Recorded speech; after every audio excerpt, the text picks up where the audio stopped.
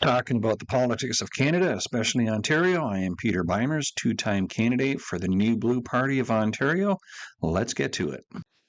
Well, Doug Ford, after laying low for a while after his whole $75 million ad campaign kind of blows over and people begin to forget about it over, even though he just said recently he stands by it and regrets nothing, he's back to doing what Ford does best, that is spending your money trying to fix a problem that ain't broken.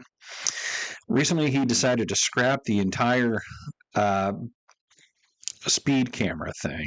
He's banned all speed cameras across Ontario.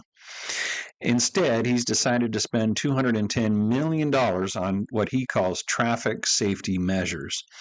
This includes speed bumps, raised crosswalks, roundabouts, more road signs, and increased police enforcement around schools. I'm not exactly sure how that's going to look like or what that means. Is he going to increase the police force, or is he just going to tell the police go to the schools during before and after school?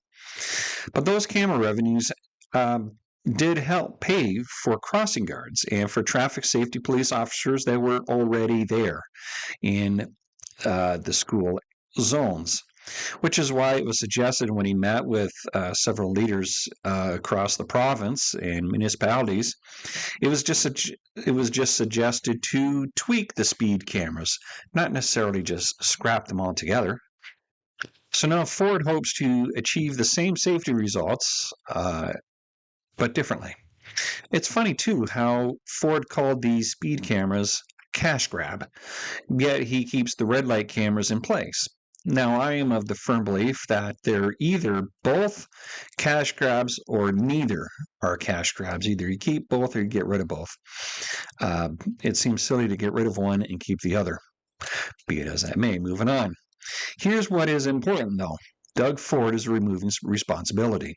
Instead of the ones who are actually being caught speeding in areas they should not be speeding in via the speed cameras, now the cost of those speeding tickets get passed on to you, the taxpayer. Now, cops will still pull over speeders. They've been doing that since before I even got my driver's license. So those fines will still be out there, but the revenue and the fines that were generated from these speed cameras are now gone.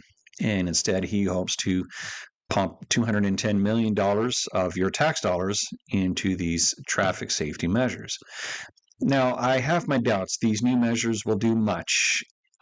These roundabouts, these speed bumps, etc., because they can only be used in such limited areas.